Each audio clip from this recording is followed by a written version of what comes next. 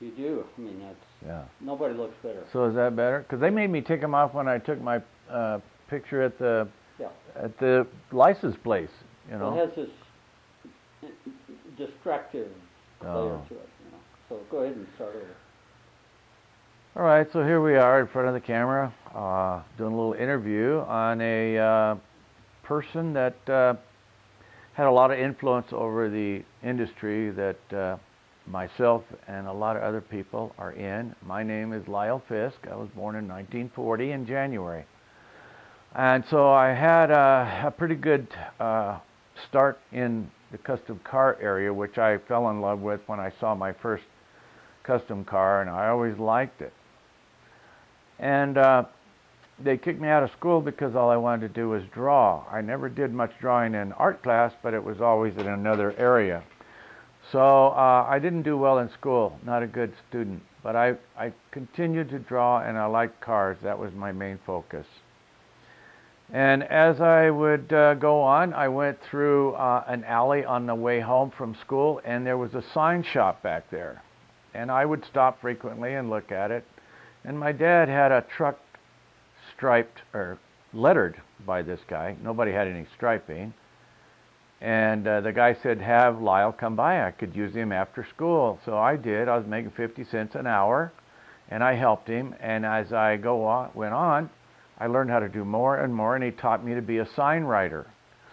And then when I saw one of the little hot rod magazines, I saw somebody striping. Don't remember who it was, but they had a stripe. So I went to my boss there, and I asked him, how in the world do they do that? Does the brush only have 1 or 2 hairs in it? And he showed me a striping brush. And he showed me how to load the brush, which I was aware of how to do that when I was lettering, but it was the same application basically. He showed me how to load it. He showed me how to pull some lines and turn some corners. He laid the brush down on the palette, and he goes, the rest is up to you. I can't virtually teach you how to do it, but in this trade, if you want to learn it, you got to do it day after day after day. And I did. I striped my mom's hot water heater, her bathtub, hot water heater, and anything that wasn't moving, I striped it. The oven door, whatever. And their car, which that didn't last long. But I had a fixation on it. And the first time I ever heard the word Von Dutch, a guy came to me, and I'm in the San Joaquin Valley, close to Fresno, about 70 miles from Fresno. And a lot of cars there for this type of work. And the guy came to me and he asked me if I could do some Von Dutch. I've never heard the name before.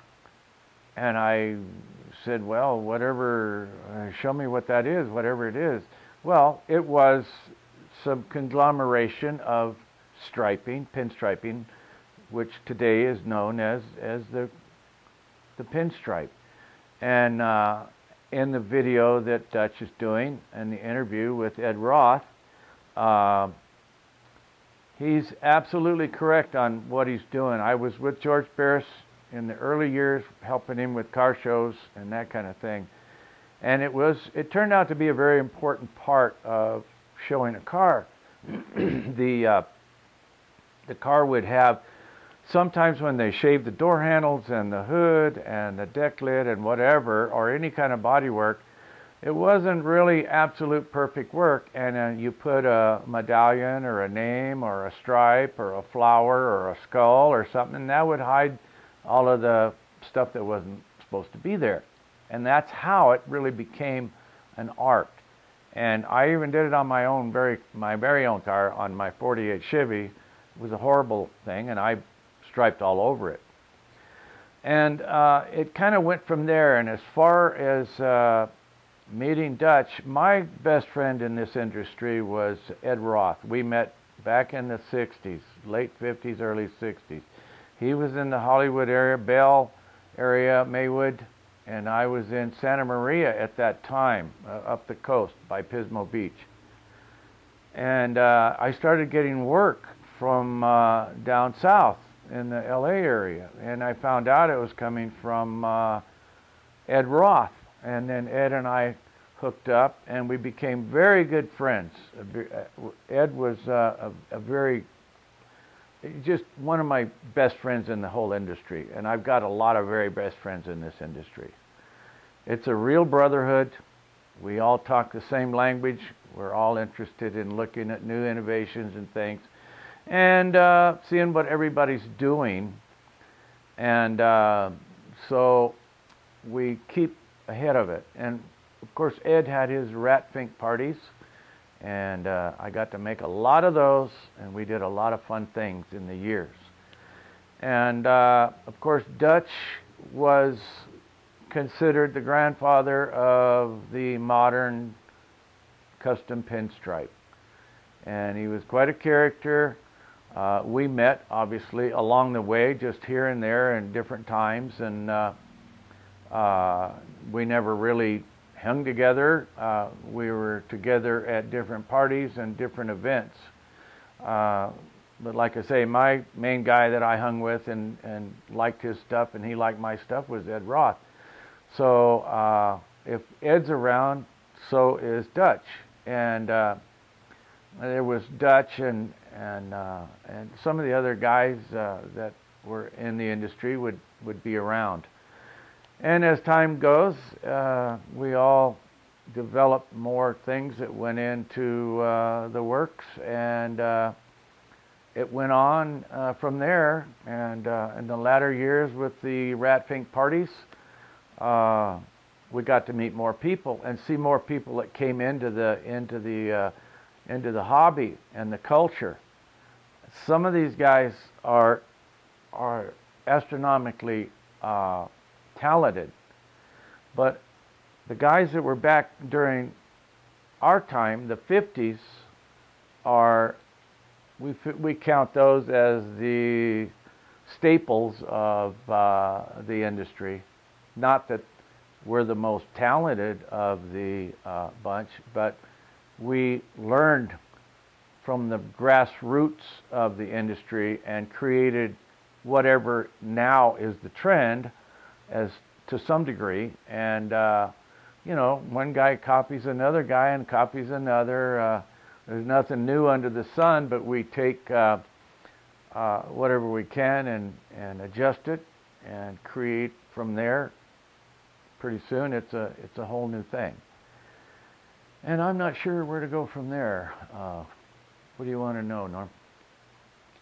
Well, that's a lot. I can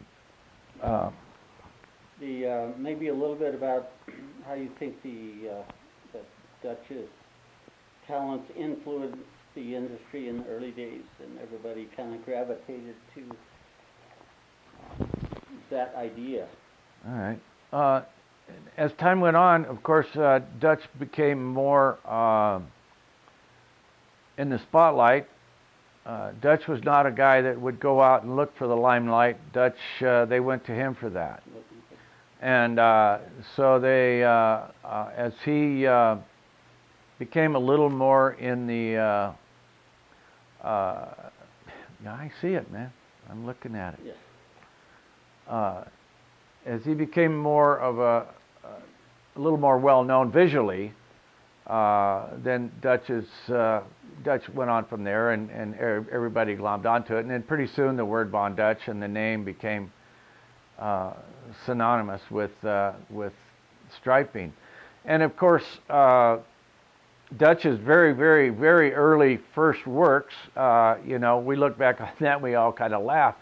My stuff that I did on my very first works, I look back on, I still have stuff that I started on in the 50s. It looks like I kind of striped it with a fork. You know, it's not what you would call something I could sell today. But we all learned from that, and we build on that. And now it's an extremely high sought-after art. And we've actually gone into other areas off the chart when it comes to doing custom cars or boats or bikes. We can apply this artwork to a lot of different things, centerpieces and wall hanging, garage art, office interest in art. And as time went on, I ended up in, I started over in the San Joaquin Valley. I ended up in San Diego, and I attribute that to time and place. Very lucky to be there, the only guy in town doing it, and it was right at the right time when auto art just was springboarded into the media, and I got a lot of coverage, got a lot of ink, a lot of magazines and different TV shows and stuff like that. So it just became all over the place. People were more familiar with it. But for years, you could go somewhere and stripe something, and nobody had ever seen anybody pinstripe. I've had people come to my shop with another guy betting him that that line that's down the side of that car was not done by hand, and that kind of thing. And so people were not really familiar with it. Today, it's a common thing. But those times, unless you started in the 50s, you didn't get to enjoy that time of the unawareness of it and how it was applied and how it was done. So it was really kind of an anomaly, and it was really fun in those days, and I still love it. It's something I won't stop doing. I've retired, but I'm not going to stop working. So it's a great thing, and I love it when people call me and I go do their job and they're happy with it. It's a great trade to be in. But Dutch obviously is the grandfather of that. In some of the movie clips and things, the video things that him and I are in, I was sharing my brush with him when he's lettering a truck. And he's just enamored by it. He didn't know it was my brush. He just was talking about how great it was. So, you know, it was really kind of neat stuff when you're all together, and we probably had 60, 70 guys at the Rat Fake parties that were some of the original guys that started in those days. And there's very few left that are still in good enough shape to stay around, and we idolize those guys. And the one thing that I want to mention about our craft, at least the way I've noticed it, is we look at the other guy as being the top dog. No, he's the best. No, you do the greatest stuff. No, that guy does. No. So it's really interesting, and it's really a comfort zone when somebody you think is the main guy, and he's really telling you how great your stuff is. So it's just, we encourage each other. And of course there is that element that stays in the background some, but it's amazing how much Dutch stayed away from the limelight. And of course, when you do that, they look for you even harder. So when they do pull something out of you, it's something unusual, and it's something nice to share with the other people. But yes, Dutch, Kenneth Howard,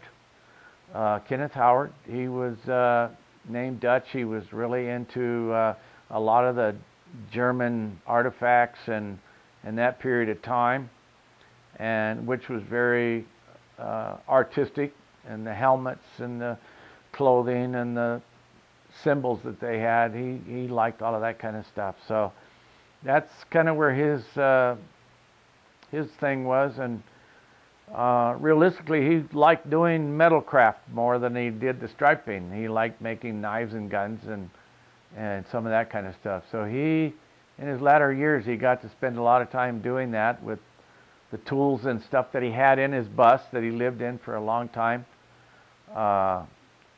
I had at one time a car come through my shop, a 40 Ford, very well done, early old school. They wanted me to stripe it, and I turned it down. And I said, this particular car, you really need to round up Dutch and have him stripe it. And how many businesses could you be in that they would do that? You know, oh no, I don't really think I should do it. Let somebody else do it. Not that I couldn't have done it, but I think it deserved having Dutch's name on it. That car is still around, and because Dutch striped it, of course, it's high on the list of having some very unique things done on it. And I'm glad I did it, and they're glad I referred him to do it. And they didn't even know who Von Dutch was, some of those guys. But they found him. I knew where he was, and so that came about. So that's how all of that worked. And I'm still doing my thing, and still doing it, and hopefully we can continue to do it. And people that see our work enjoy it and like it, and we can continue on until the brush runs out.